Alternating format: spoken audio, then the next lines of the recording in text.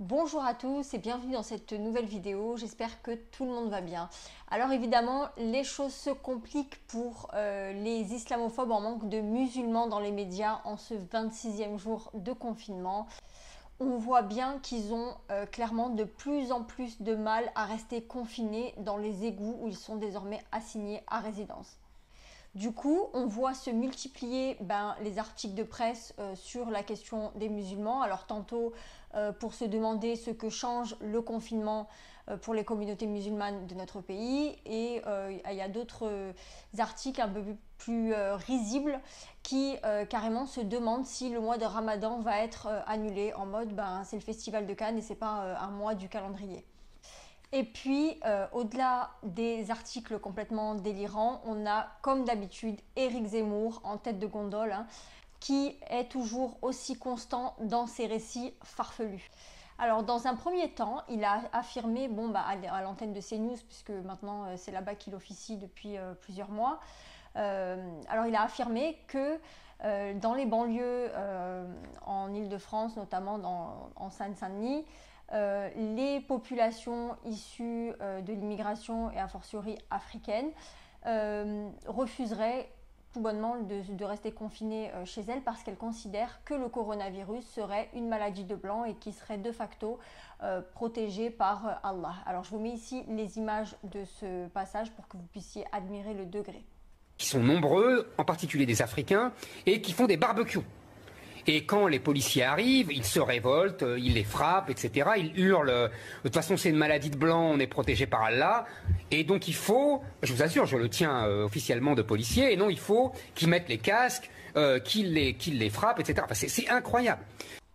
Et oui, il faut absolument le croire puisqu'il tient ces anecdotes de sources policières. Et puis quelques jours plus tard, il a récidivé, toujours à l'antenne de CNews, en affirmant que les mosquées qui ont fait résonner des appels à la prière, au même titre que certaines églises ont fait sonner leurs cloches en solidarité aux soignants, ces mosquées-là, elles étaient dans une volonté de conquête islamiste. Là aussi, je vous laisse profiter des images. Les militants islamistes, ça ne leur a pas échappé, car je ne sais pas si vous avez vu, quand les églises ont décidé de faire sonner les cloches en solidarité avec les soignants. Il y a deux mosquées, à Montpellier et à Lyon, qui ont fait l'appel à la prière par le muezzin, qui est absolument interdit en France. Évidemment, si vous voulez, c'est une preuve que là, on a un territoire islamisé à Montpellier et à Lyon, où les gens s'autorisent à faire appeler à la prière comme dans un pays musulman. C'est assez sidérant, c'est une espèce de sécession religieuse et comment dire, vocale. Bon, vous avez bien compris, tant que c'était des églises qui manifestaient leur solidarité avec les personnels soignants, c'était une super idée. Et puis dès lors que des musulmans se sont joints à cette initiative, c'est devenu tout bonnement inacceptable pour certains islamophobes. Mais Éric Zemmour, c'est pas le seul à être manifestement en manque de sa substance préférée, à savoir les musulmans. En témoigne ce magnifique lapsus. Alors, on l'a vu, plusieurs villes ont mis en place le port du voile obligatoire, c'est notamment le cas de la ville de Nice. Ce matin, la porte-parole du gouvernement, Sibeth Ndiaye, dit que le port du masque, ne sera obligatoire, du masque ne sera obligatoire uniquement s'il y a un consensus. Oui, à force de focaliser sans arrêt l'attention sur le port du voile, ce journaliste de France Info s'est tout bonnement emmêlé les pinceaux en répétant à plusieurs reprises port du voile au lieu de parler de port du masque obligatoire. Et évidemment, vous l'aurez compris, à Nice, il n'a jamais été question d'imposer le port du voile à qui que ce soit. On a eu aussi en début de semaine un journaliste qui était interrogé par BFM TV. C'était juste après la visite du président Emmanuel Macron auprès du professeur Didier Raoult à Marseille, à l'IHU Méditerranée Infection, où les deux hommes s'étaient rencontrés sans qu'on puisse avoir de vrais détails dans la presse française.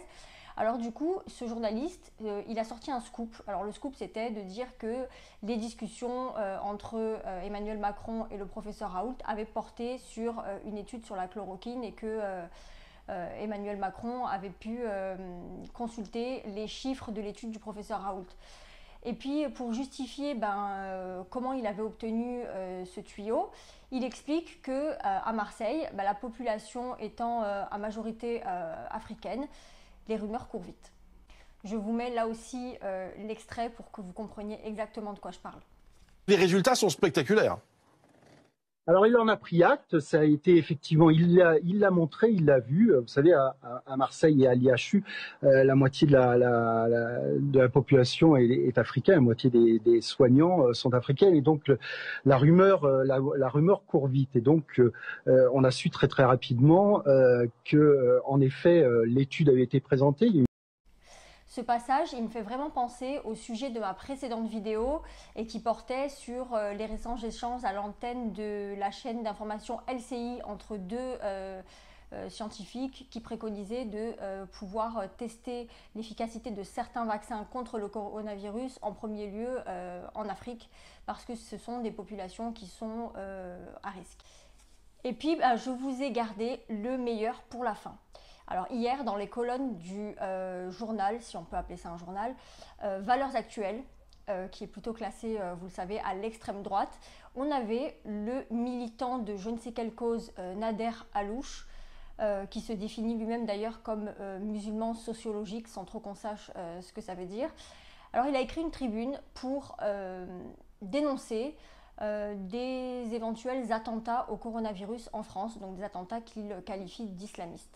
Il considère que des attaques islamistes vont être prochainement opérées sur notre sol par des espèces de kamikazes qui se contamineraient volontairement et contamineraient les autres dans le but de mourir en martyrs. Et donc il met en garde contre des attentats terroristes au coronavirus. Ne rigolez pas.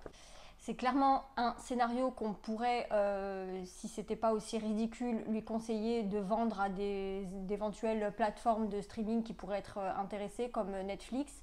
Mais je pense que ces idées foireuses, elles ont leur place à la poubelle et dans les égouts évidemment.